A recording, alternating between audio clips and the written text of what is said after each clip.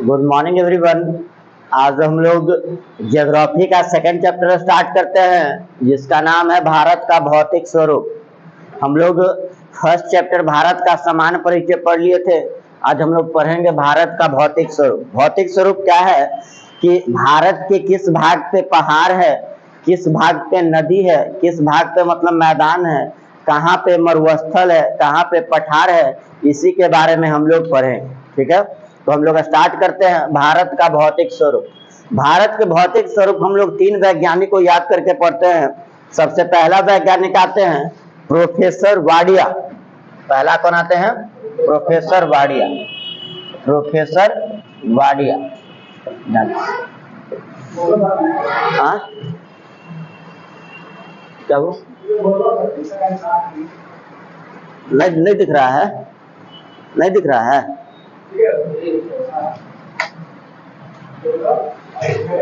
ठीक है, चलिए।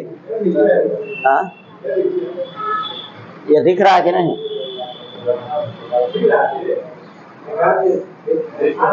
चलिए, भारत के भौतिक स्वरूप को 3 वैज्ञानिक का नाम लेकर हम लोग पढ़ेंगे। सबसे पहले प्रोफेसर वाडिया। प्रोफेसर वाडिया ने भारत के भौतिक स्वरूप को 3 भाग में बांटा है। सबसे पहला भाग उत्तर में पर्वतीय क्षेत्र। उत्तर में पर्वतीय क्षेत्र। प्रोफेसर वाडिया बोले ये उत्तर में, यहाँ ये वाला क्षेत्र, यहाँ से ये है, ये वाला क्षेत्र हम जो दिखाएं, चलिए हम इसको प्लस से डिनोट कर देते हैं।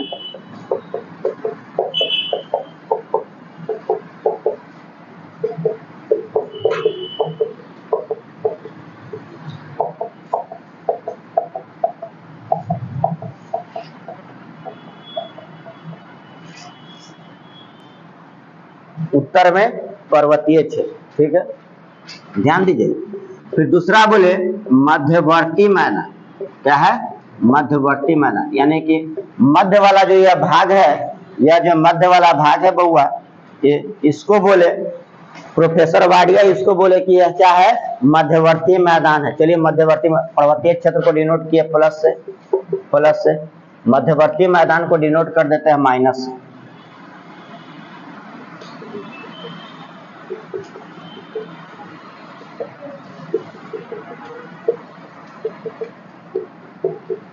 माइनस। और फिर तीसरा क्या बोले बाबू? इसको माइनस से डिनोट किए, माइनस। तीसरा बोले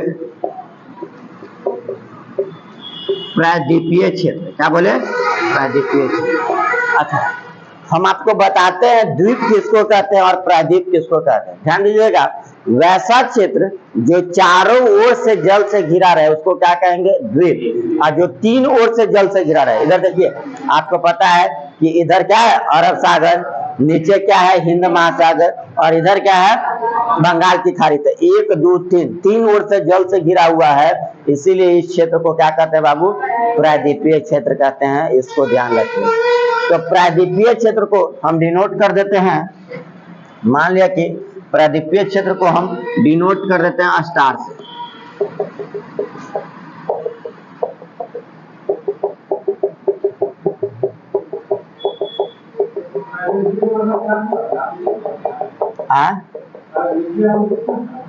हाँ, यही सब मान के चलिए, मोटा मोटी बन रहा है ना, थोड़े एग्जैक्टली बन रहा है। जैसे ही विंध्याचल पर्वत या नर्मदा नदी, नर्मदा नदी या विंध्याचल पर्वत के ऊपर वाला भाग को कहते हैं उत्तरी भाग, और विंध्याचल पर्वत या नर्मदा नदी से के नीचे वाले भाग को कहते हैं दक्षिणी भारत, या उसी को कहते हैं प्रायद्वीपीय क्षेत्र। ठीक है, हाँ, ऊपर नीचे वाला क्षेत्र उसको कहते हैं प्रायद्वीपीय क्षेत्र।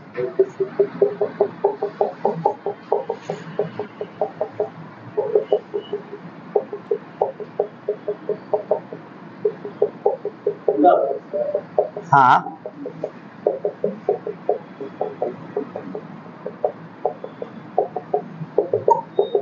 ये क्या हो गया? इसको हम डिनोट कर देते हैं किससे? मध्यवर्ती मैदान को डिनोट कर देते हैं स्टार से। अब देखिए, कहिएगा सर ये तो ठीक है, ये मुख्य भूमि है, आप बताए थे कि यहाँ पर ये ऐसे है अंडमान निकोबार द्वीप समूह है, यहाँ पे आप बताए हैं कि लक्षद्वीप है, तो ये अंडमान निकोबार और लक्षद्वीप ये भी तो भारत का ही भाग है, तो ये दोनों किसके अंतर्गत है? तो ध्यान दीजिए, प्रोफेसर वाडिया बोले कि अंडमान निकोबार और किसी का भाग नहीं है, बल्कि जो उत्तर में पर्वतीय क्षेत्र है वो करे भाग, उसी का भाग है अंडमान निकोबार।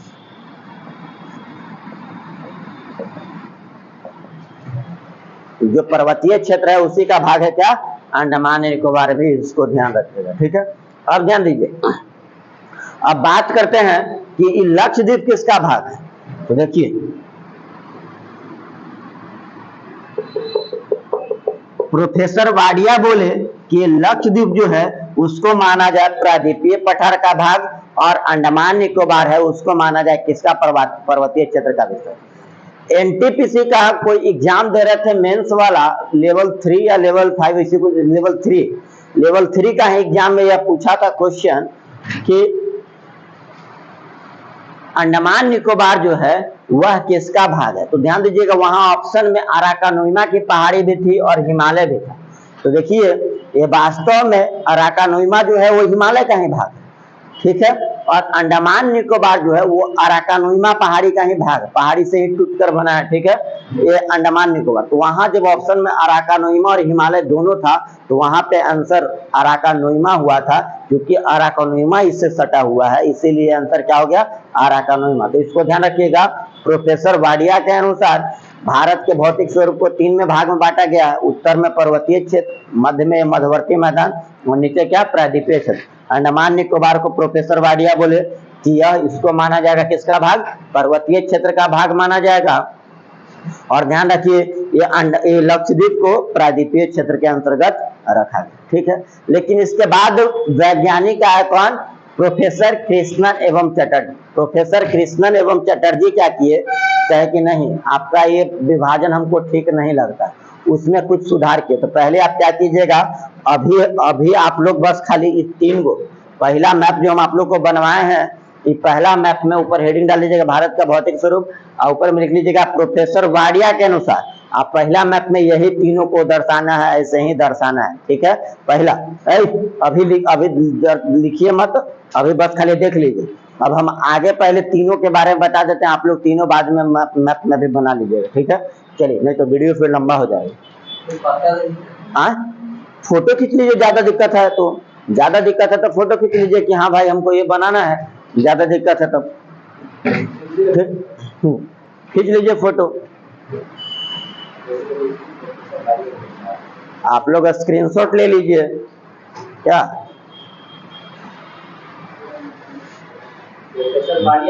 हाँ, प्रोफेसर वाडिया के अनुसार भारत के भौतिक स्वरूप को 3 भाग में बांटा गया। बस सिर्फ ये दर्शाना है और क्या।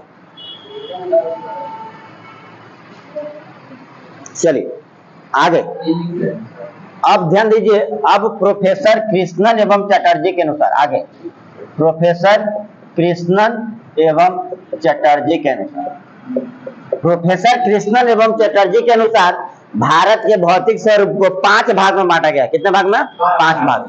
3 भाग तो यही था, उत्तर में पर्वतीय क्षेत्र, मध्यवर्ती मैदान, प्रायद्वीपीय क्षेत्र। चौथा भाग क्या बोले प्रोफेसर कृष्णन एवं चटर्जी? बोले चूंकि यह चारों ओर से जल से घिरा हुआ क्षेत्र है, चारों ओर से, अभी हम बताए हैं कि चारों ओर से जल से घिरा हुआ क्षेत्र को क्या कहते हैं? द्वीप कहते हैं। तो देखिए, तो अंडमान निकोबार जो ये जो द्वीप है, इसके चारों ओर जले न है जी, इसके चारों ओर जले न है। ये अंडमान निकोबार जो लक्षद्वीप जो है, लक्षद्वीप के भी चारों ओर तो जले न है। तब प्रोफेसर कृष्णन एवं चटर्जी बोले क्योंकि यह चारों ओर से जल से घिरा हुआ है, इसीलिए इसको एक अलग से क्षेत्र बनाया जाए और इसको नाम दिया जाए क्या? द्वीपीय क्षेत्र। क्या नाम दिया जाए?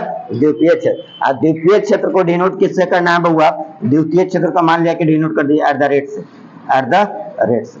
ये भी द्वीपीय क्षेत्र। हाँ, चूंकि चारों ओर से जल से घिरा हुआ दोनों, देखिए इसके भी चारों तरफ जल, इसके भी चारों तरफ जल, तो इसको क्या किससे डिनोट किए? @ से।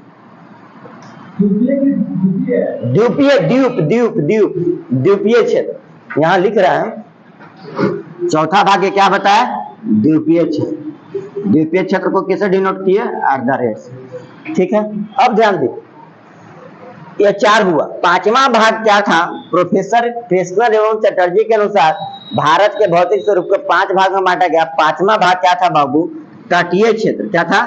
तटीय क्षेत्र। तटीय क्षेत्र क्या होता है? समुद्र के किनारे, समुद्र के किनारे। तो चूंकि इधर अरब सागर है, इधर बंगाल की खाड़ी है, तो इसको डिनोट कर दीजिए, ये सब समुद्र के किनारे है। इसे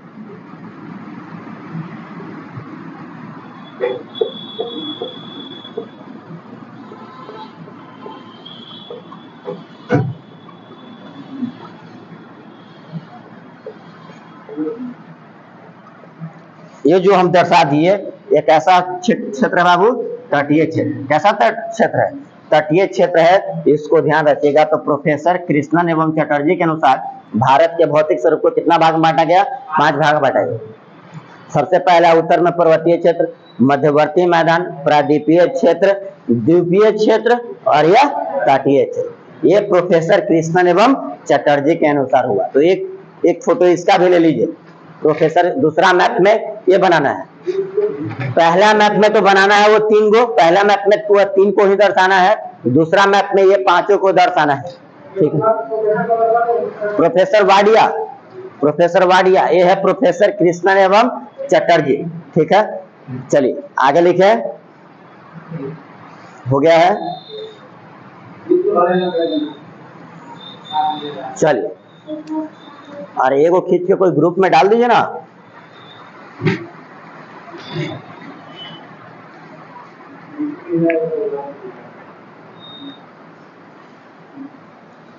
चलिए आगे आगे।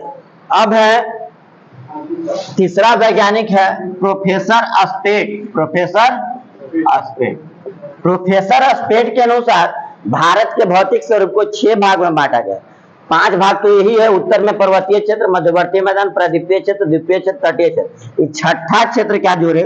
मरुस्थलीय क्षेत्र। मरुस्थलीय क्षेत्र आपको हम बताएंगे कि राजस्थान हरियाणा साइड में, राजस्थान हरियाणा वाला साइड में मरुस्थलीय क्षेत्र पाया जाता है। यहाँ देखिए, मान के चलिए कि ये गुजरात और राजस्थान है, उसके बगल में जो ये वाला क्षेत्र, इसको कौन से दर्शाएं? इसको मान लिया कि दर्शा दीजिए कौन से जी? लड्डू तब से तो दर्शाइले। अच्छा, ए से दर्शाते हैं। चलिए, ए से बहादुर कह रहा है, ए से दर्शा देते हैं। ये वाला जो क्षेत्र है, ये वाला जो क्षेत्र है, ये वाला जो क्षेत्र है, ये कौन सा क्षेत्र बाबू? मरुस्थलीय क्षेत्र। इसको दर्शा दीजिए क्या? मरुस्थलीय क्षेत्र।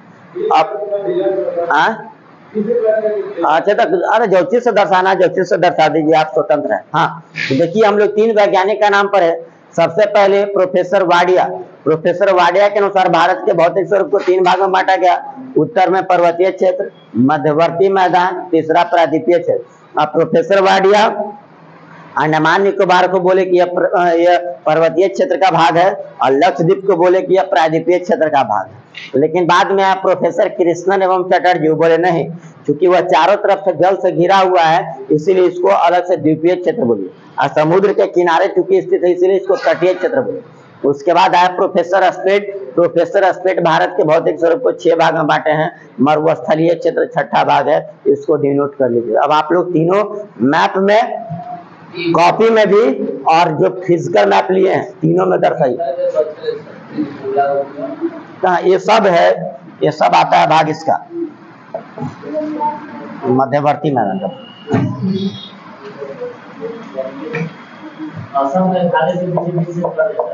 हाँ, ये अच्छा, मेघालय जो हम आपको पढ़ाएंगे कि मेघालय जो है वो प्रायद्वीपीय भाग का, भारत का भाग है। किसका भाग है?